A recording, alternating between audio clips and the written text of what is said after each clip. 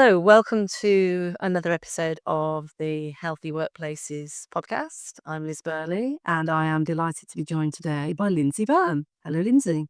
Hi, thank you for having me. I'm very glad to be here. An absolute pleasure to have you on. Now, we're thinking about themes that link in with health and people's work, their ability to work, how they interact with work. We're sharing insights that might help both individuals and employers to manage health conditions in the workplace and how they impact people's ability to engage with work. And our theme today, which Lindsay is going to help us talk about, is cognitive health, a really important subject that I think is taking on more importance as we move forward through the world of technology, post pandemic, and digitalization, and realize that we are living longer and we have to stay mentally agile for longer. A lot of people have to keep working for longer, stay economically active throughout their longer life, and we're all going to be impacted in lots of different ways uh, in our cognitive abilities. So, today's discussion is timely. It's going to be really interesting, and I'm really excited to find out about what you do, Lindsay, and how you help people, and what this all might say for um, work and the world of work. So, my first question to you is, what is cognitive health? Okay, so cognitive health is just being able to stay sharp and have a good memory and be productive and happy throughout your whole life. I think these days a lot of people think that you are bound to slow down as you get older and that it's a perfectly natural part of aging, and it genuinely doesn't have to be. I bet we all know people in their 80s or maybe even 90s or 100 who are really still sharp as a tack. And that shows what is possible. So it's not a natural part of aging. It is something that we can manage and improve. Interesting. I can remember when I was young, we used to refer to senile dementia as something that came with age. But you're right. It's my father-in-law is almost 82, and he's as sharp as a button. So, you're a cognitive health coach. Is that something that you've always specialised in, or is it something you've come to more recently? No, it's definitely something I've come to more recently. What happened was a few years ago, probably a couple of years before the pandemic, I noticed my mum's memory was getting a little bit worse. And I was pretty sure there was nothing you could do, but I Googled it anyway. And of course, the first websites I came across said there's nothing you can do, it's an incurable disease, and I pretty much gave up. And then just before the pandemic, we were trying to move mum and dad into a retirement village. And I really started to notice that our memory was worse. And I can't pin down whether the stress of moving from the home they'd been in their entire marriage was part of making it worse.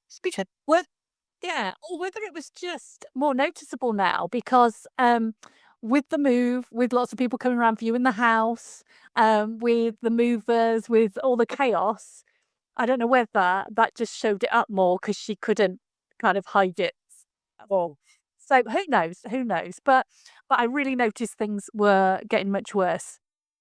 Um, and in the pandemic, I happened to meet somebody quite by chance online who told me that he had almost completely reversed his symptoms of Alzheimer's. Now you can imagine, I was like, it's exactly the same as me. I was like, what? Yeah, exactly. And I kind of said to him, "You've got to tell me all about this." And he shared with me some links to books and videos and clinical trials. Um, his story was he'd noticed the changes in his memory in his mid-30s, which is really young. Yeah, especially in his mid-40s, he'd had to give up his job as a management consultant, and I was meeting him in his mid-50s, and he'd just turned it round in the previous 3 years. So he sent me all these books and information and everything. I just got really excited. I spent the entire weekend just looking at everything that I could find. I got mum on the protocol as fast as I could, which was not easy. There were no doctors in the UK specialising in this at the time. There were no health coaches in the UK specialising in this at the time. So it was quite hard to get her actually doing the protocol, but we managed it. She improved significantly, quite quickly, really, within a matter of a few months. Noticeably, it's not me a little bit wishful thinking or noticing the good days. I mean, everyone was commenting, everyone noticed, to the point where my brother, who was quite cynical about the whole thing, he's now on the prevention protocol, as am I. Really? So that would have helped you a lot. Yeah. That would have been smooth. Do you want to do the names of the protocol? Just to look at it, a shout out. Yes, of course. It's called the Bredesen Protocol. So this was developed by Dr. Dale Bredesen in the US, and it's been going about 12 years. He's been reversing the cognitive decline for 12 years. He's got case studies, he's got clinical trials, and there's actually been a book written by some of the first, well, 7 of the first, I don't know the actual first 7, but 7 of the earliest people to go through it. And 11 years on, they're writing a book and they are doing really well. It's incredible. This is the first time I've ever heard that you can reverse the signs, the symptoms of dementia related decline. And it just sort of goes against all the headlines that we hear about dementia being aggressive, progressive, deteriorating condition. So it's groundbreaking to hear that there's something that we can do to stop that process. Even if we don't know we got it, we can ask. You talk about preventative measures, but you don't have to wait until you're sitting aside that something might be going wrong. So when would you say is the right time to start that process or that protocol or doing something about it? Yeah, I would say the earlier you start, the less you'll have to do. What we do know is that you only start noticing the symptoms up to 20 or 30 years after the causes start to take hold. So, I mean, it's very exciting. There's a new blood test out right now that tells you if there are markers. So, if anybody wanted to do that, I mean, I haven't done it. It's very new in the UK. I think it's only just been approved in the UK. But you can have that blood test and find out if there's any markers, if there's anything to work on. But frankly, why would you not just look after your brain anyway? Yeah. Anything you do to look after your brain is going to be healthy for your whole body. So, just with the idea of some longevity in mind, why not look after yourselves as soon as possible anyway? Yes. I always think I don't really mind what age I die at, but I want to die healthy. I don't want my last 10 years to be miserable and in ill health and unable to do what I want to do. It's not the years of your life, it's the life in your ears, as we said. Yeah, absolutely. So, with that in mind, what should people, what do we mean by looking after your brain? How would you put that? And what are the kinds of things that you do with your clients to get them started in that direction or Yeah. to use? So, there are so many aspects of lifestyle that have an impact on your brain. So with my clients, there's 2 things I get them to do straight off, even before their clients. So I'll send you the links to these so that We can share that with the audience, yes. yeah, exactly. So there's a cognitive test that you can do online that is very granular, very detailed, and that will give you your cognitive scores compared to people your age and gender. So if you score 50, you're average. It's more granular than that. That's like the overall score, but it will actually measure your memory, your processing speed, and your executive function, which is your ability to follow complex instructions, for example, and to think strategically, things like that. So obviously, nobody wants to be average. We want to be above average. Yes. Especially somebody my age, a little bit menopausal. I definitely did not want to be average amongst a bunch of menopausal women with brain fog. So I wanted to be well above that. I want to be above the bulk. I say I'm the same category as you. Yeah. So that's the first thing. You can do this and it's absolutely free. So you could do that test and see how you're doing. Yes. And is that an NHS free? No, it's just another. It's a free assessment, but it's not an NHS. Okay. That. Yeah. And then I also do, and I will let everybody have this, all your listeners have this. I've got a little self assessment looking at the different areas of lifestyle that you can work on. And you can self assess to see which of them you think you're doing quite well on already, but which of them you might want to work on.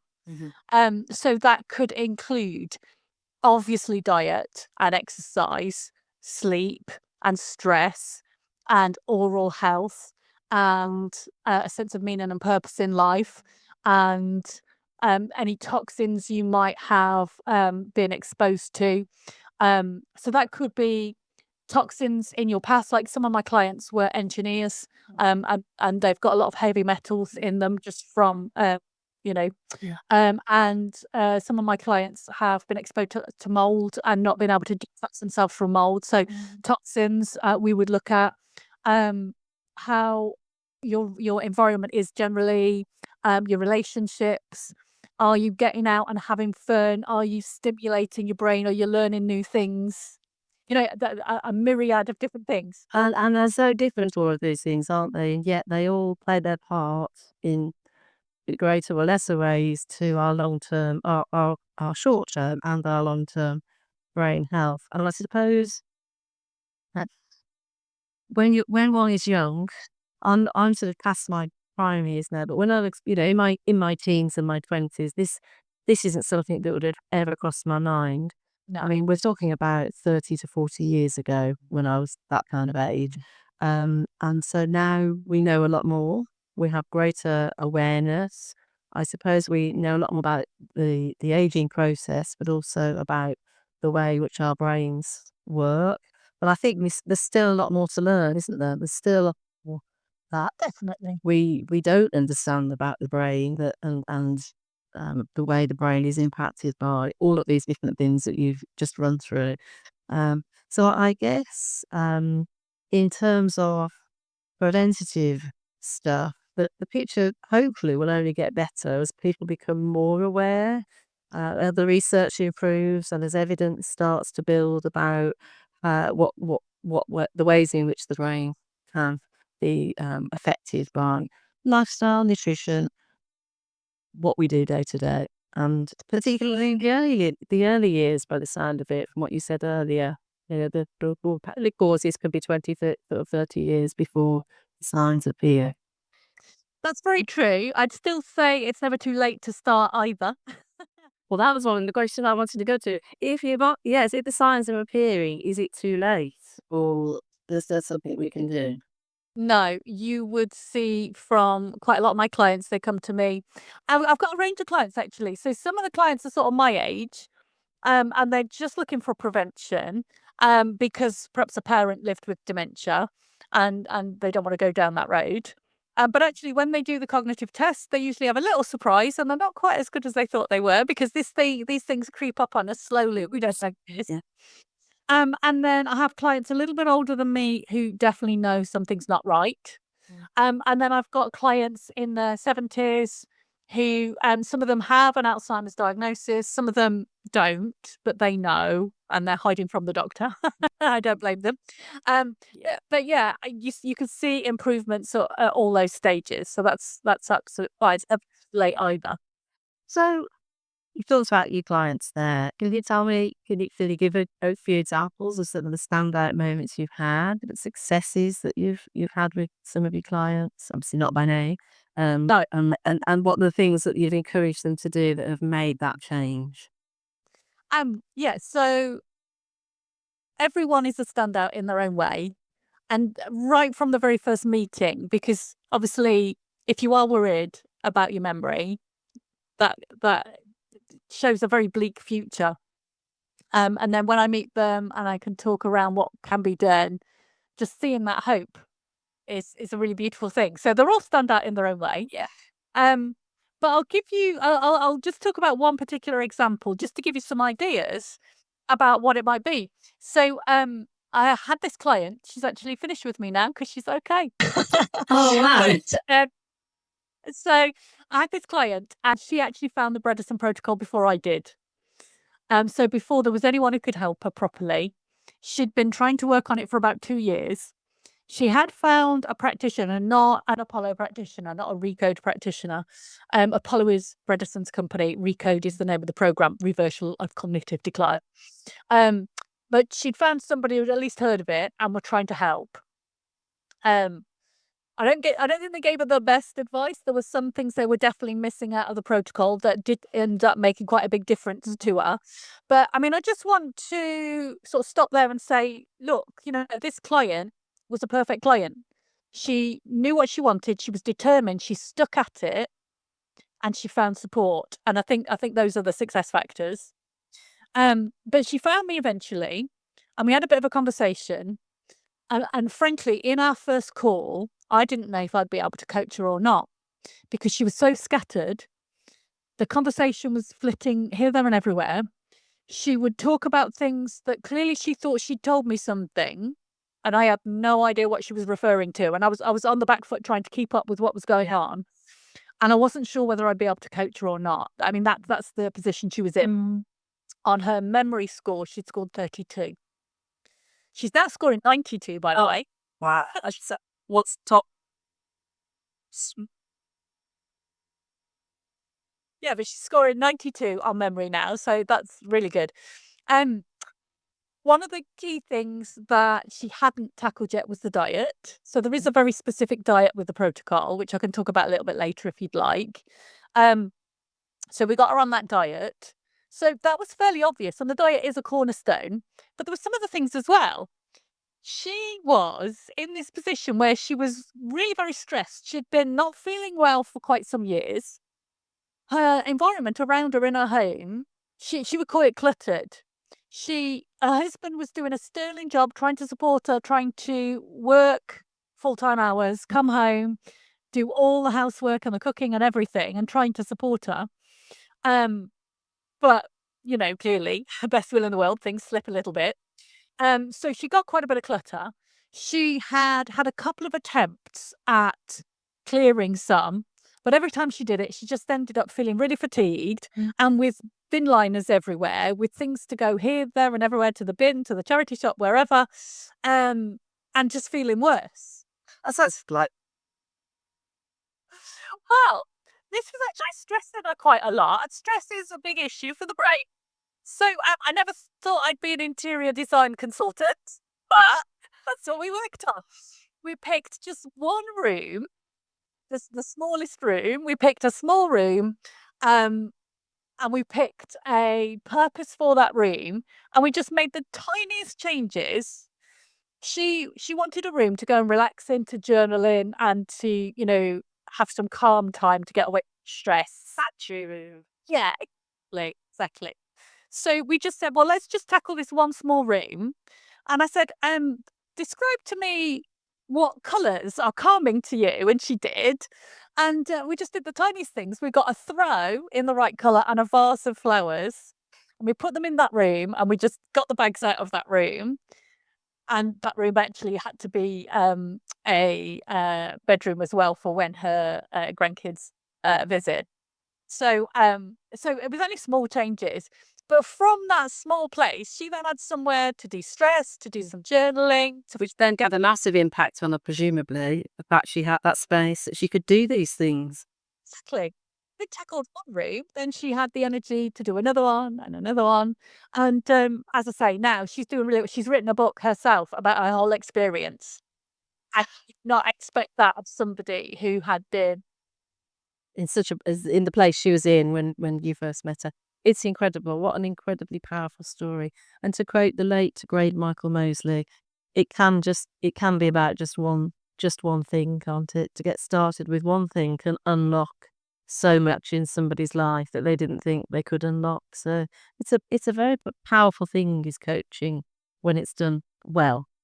So congratulations on that success. I'm sure there are lots of other examples you could give us too. Tell us a little bit about diet there, because I'm intrigued by that. I'm really interested in nutrition. My last guest was a nutritionist, So we talked about nutritional health. So yeah, let's think about how diet can affect the dementia journey, the cognitive health journey. So these days, there is a lot more sugar in our diet than we are designed to cope with. And there's also a lot of ultra processed ingredients in modern foods that are messing with our gut bugs. And there's a big link between your gut bugs and your brain health. But it's also blocking us from taking in certain nutrients. So the first thing to do is to get back to a healthy diet that would have been more like what we would have evolved to eat. Now, there's a really key point here that as we age, our brains become less able to use glucose, sugar, as a fuel source. And that's for everybody. And this is why, even if you're not on the track to dementia, that a lot of older people start to slow down a little bit. And what you'll probably also notice is that a lot of older people, as they age, they start getting real sugar cravings, a real sweet tooth. That is their brain crying out for fuel. Well, actually, the way we're evolved to live as cave people, all summer we'd have been eating loads and loads of fruit because it's available. It would have raised our insulin, which is there to help us store fat. And then you get to the autumn, there's no fruit left, and you instead of using glucose as a fuel source, your body switches to using ketones and fats. So we've been exactly. So we've been storing fat all summer to use those fats as fuel in the winter. And when we use our own body fat, it actually releases ketones in the blood, which is another alternative fuel source for the brain as well. And interestingly, it is a fuel source that our brain never tires of. It never gets less good at using. Such the keto diet is fundamental to this process, this protocol. And people will probably have heard of the keto diet. Yeah. And there's a lot of different keto diets out there, and some of them are not very nice. Some of them are too much protein, a lot of straight fats. Yeah, a lot of meat, a lot of fats, and, not much veggie wise. That's not what we're talking about at all. We're talking about more veggies. If you picture a plate of food, at least half of the plate should be colourful, non-starchy veggies. Just a normal amount of protein. And then add healthy fats like extra virgin olive oil, avocados, nuts, seeds, oily fish. So you're sharing a diet in many ways. It is. But what we are doing is taking out all of the carbs. Yeah. So you are allowed some carbs on a Mediterranean diet. The Mediterranean diet is a healthy diet for your brain. If you're not noticing any symptoms at all, Mediterranean is a good way to go. Yeah. But what we're aiming for with this diet is not to be in chronic ketosis, but to be metabolically flexible, meaning you can use sugar or carbs as a fuel source. Carbs, same thing as sugar, it breaks down to sugar. Or you can use fats and ketones, and you can switch between the two. That's what we're looking for. This is revelation.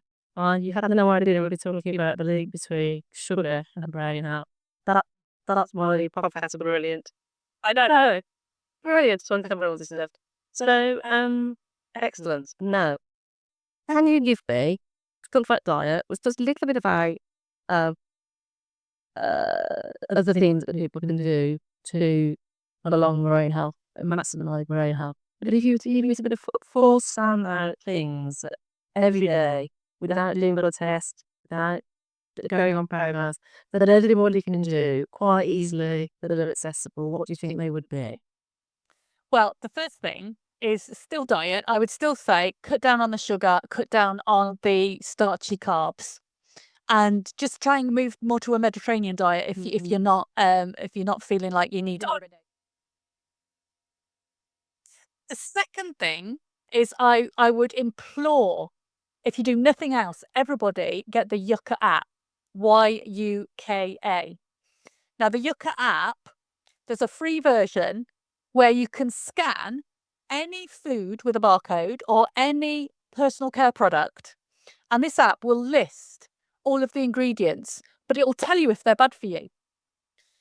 It's really evidence-based. If it says it's bad for you, it actually tells you exactly why and will take you, if you're a bit of a geek like me, it will take you, if you want to the clinical trials, to the reports that show it.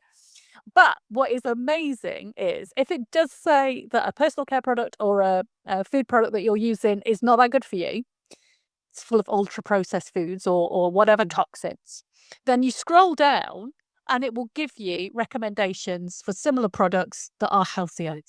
Ah, brilliant. What the dictionary name is that sounds Yucca. Yucca. Y-U-K-A. And that's something that you could use in the supermarket, wherever you go from me. Fantastic. It's groundbreaking, doesn't pop anything a bit. Exactly. I mean, I know I've been banging on about ultra-processed foods for many years. I mean, long before it's been popular in the smoke. Exactly. Been on about it for years. And I've been imploring friends to look at the labels on things for years. And nobody's ever done anything. And I think it's just too hard. And now the app is available. Everyone I've told about the app is really excited. I've got friends telling me, Guys, it's a day. Do it. So, cut down all sugary carbs. Download your best. Down your label. What? Any other tip? I would definitely have a look at your exercise. And this is it's a difficult issue for some people because a lot of us have a bit of an aversion to the word exercise, probably for me, going back to school and how I felt about PE and how I felt particularly about my PE teacher. But it's not about going to the gym or doing anything punishing. It's about finding something that's fun that you enjoy doing. So, if you used to love to dance, dancing is amazing for the brain. Oh, if it's Fantastic. So it's the brain because you're getting exercise, which is good. But also you're having to keep in time to the music. So that's good for the brain. That's something for your brain to be thinking about.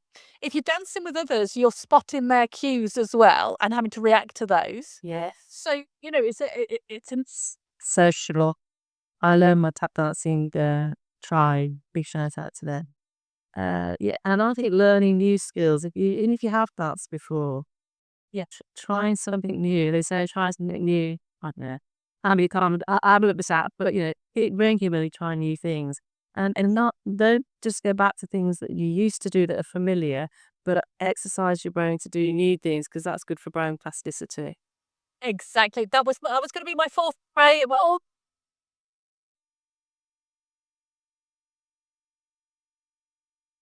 the thing is, we need to stimulate our brains, learning something new all the time. And lots of people say to me, "Oh, my brain must be really good. I do the New York Times crossword cryptic version every day." And I say, "Oh, I'm really sorry. That's not good enough.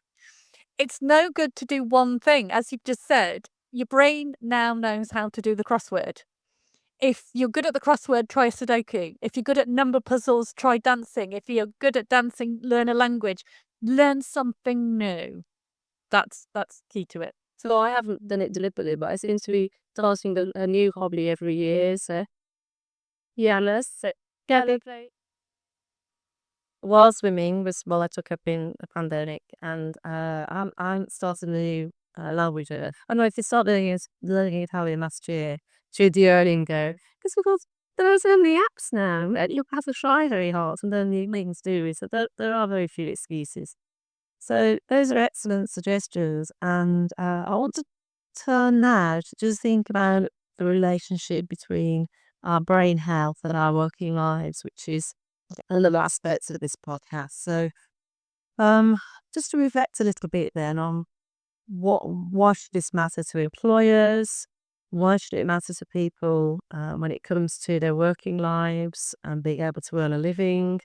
Um, we've thought about the fact we're living longer, and that in itself has got further challenges for us as a society, doesn't it? Because that longevity's got to be supported by our health service. Yeah. We've got to be able to live active, longer lives, and all of that. But I suppose there's an aspect of this which is about working lives. It's about people's, how long people should expect themselves to have an active working life. How long do they want to work for? How long do they have to work for because of their financial position and their ability to retire comfortably? There's lots of things going on here, but I wondered if you've got some reflections on, how brain health can help people to have fulfilling and longer working lives if they need them. Yeah, definitely. So I'll go at this from the point of view of everybody at work, but then also employers separately. So from the point of everybody at work, we're facing faster and faster change all the time. That's the only constant, isn't it? How fast things are changing. And, if you want to be productive and doing well at work and learning new things, then we've got to be in tip top condition. And, work, as our workloads just increase and change happens more rapidly, it's quite stressful. And again, that's going to affect your brain. So your healthiness will help your resilience to stress, will help you remain productive at work and enjoy your work. You know, I'm at that age now where I'm probably in the slide down towards retirement, but I don't want to be taking my foot off the pedal. I love learning new things. So I want to learn new things all the time. I want to help people in new ways. I want to stay productive. And even when I retire, I shall want to do a lot. I'm already planning all the things that I can't fit in now are on a list for the things that I want to do in retirement. Amen to that, sister. I say retirement shouldn't be about giving up and doing nothing. It should be about living a different kind of life, having the opportunity to do those things. Exactly. So whatever your situation, whether you're working or retired, whether you are planning to work for longer, this is going to help you enjoy your work. Especially if you're planning to work a little bit longer for whatever financial reasons, whatever it may be. Don't you want to enjoy that? We're here for a good portion of our time each day. Let's enjoy it while we're there. So I think it's really important for everybody really to be healthy generally and brain healthy particularly.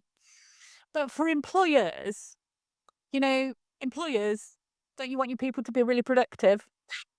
Well, speaking as a business owner, I say yes, 100%. And it's not just about people's brain health as they age a bit, if you've got an aging workforce. Don't forget all your menopausal ladies might be experiencing some brain fog. We can turn that around just as easily with many. I'm not going to kind of come down on the side of HRT or not HRT because that's everybody's personal choice. But there are many things you can do as well naturally, whether you decide to go that route or not. That can have a big impact on your brain health. So post the COVID years, we're noticing that there has always been some inflammation post-infection, but of course, COVID and long COVID has really brought that to our attention. That affects people's brain health and their productivity as well. And not even that. If you are employing people my age, chances are they've got elderly parents that they're having to care for outside of work, which I know is draining, fatiguing, and takes up a lot of my mental capacity. So there's a lot of good reasons.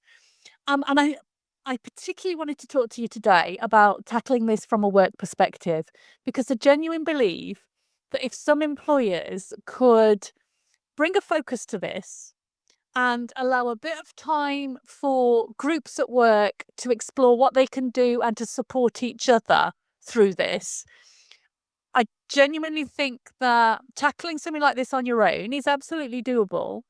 But if a few of you do it together, you provide a lot more support and, find guidance from each other. If somebody's struggling with a diet, someone will have some good ideas, there's great fears. But it's done better as a collective, isn't it? So I'd really love for all the employers out there listening to this to back themselves, back their own businesses, but by backing their teams, for anyone who's interested in their workplace, to work together on this and just allow a little bit of time. And I think you will get that time back in spades in a greater productivity. Yeah, I think there's probably quite a lot to be said for employers taking a holistic approach to the health of their workforce, whether it's a small workplace or a multinational. It doesn't really matter. I mean, the resources exponentially grow the bigger the organisation, but there's something that every organisation can do, large or small, to help facilitate, if we put it that way, the culture around looking after your health and looking out for other people's health as well. And that doesn't all have to be about the employer spending money. It can be about self-help, but it can be, like you said, about creating the space Mm. and the opportunity for the workforce, individuals to talk to one another, to share ideas and insights, and to give each other support. So I'm a big fan of all of that. Do you think this looks like more than that though? Do you think this looks like perhaps the working day being punctuated with activities or opportunities to exercise the brain in a different way? I know, we talk about getting up and moving, don't we? Look Yeah. after your physical health whilst you're at work, but what about your mental health and your brain health? Having breaks away from the screen, but also doing different activities to give your a mind a rest from the screen and exercise it in a different way. What are your thoughts on that? Yeah, very much so. I mean, our brains are capable of focusing for about 90 minutes at a time. So it's really helpful. You can have really good productivity for about 90 minutes, and then it will start to turn down and dip a little bit. That's the time to take a break. And it doesn't have to be a coffee break. It doesn't have to be a regimented break. But, if you just get up and talk to somebody, rather than emailing them, get up and walk across the office and talk to them. And then we're getting a few steps in. We're moving the blood around, so that's oxygen to the brain. And we're doing something a slightly different way. We're not just staring at the screen all day. So I definitely agree that you're going to get more productivity by encouraging people to take breaks. And the other thing that I would definitely say is trying to encourage people to have a decent lunch break and either providing some really healthy foods or brain healthy foods with good fats, good nutrients. So many people seem to bring sandwiches to work and sit at their desk and eat their sandwiches. Carb loading. I had a very similar conversation with Rebecca, who's the nutritional therapist, in the last reporting that we did around healthier lunches and making sure people take a full lunch break and they take it away from their desk and they have somewhere that they can sit. A lot of the workplaces now are designed differently, aren't they? There are breakout spaces. So making sure that people know that they can do that. And change, of course, comes from the top. If they see their managers eating at their desk, working through their lunch, powering through, that's what they don't think they have to do. So a lot of this is about leading the way and being. It absolutely is. It absolutely is. It's not about letting people know that they can do that. It's about actually requiring it. Because you are going to get better productivity. If people have had a good break, they're going to come back refreshed and able to focus.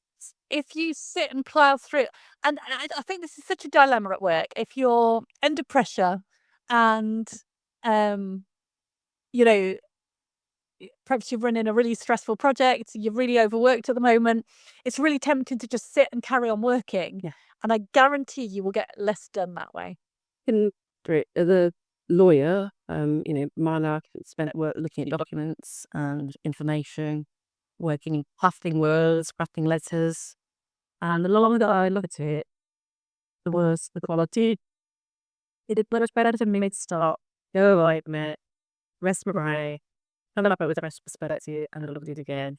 We're learning all the time, aren't we? It's taking it quite a number of decades to get to that point to realise that's me getting more affected than this sitting and slowing it out. And what you get child will tell.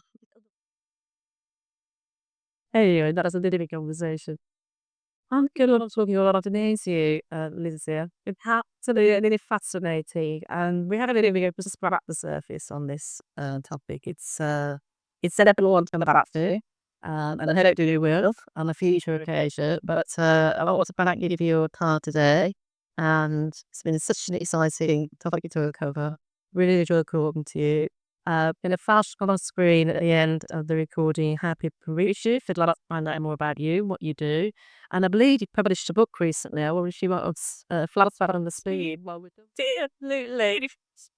It's a very memorable book. What did I come in here for again? My brain health and memory with the Brothers of Protocols. So that is my story, how I found this, how I've implemented all the elements of the protocol, what I found tricky and how I got around it.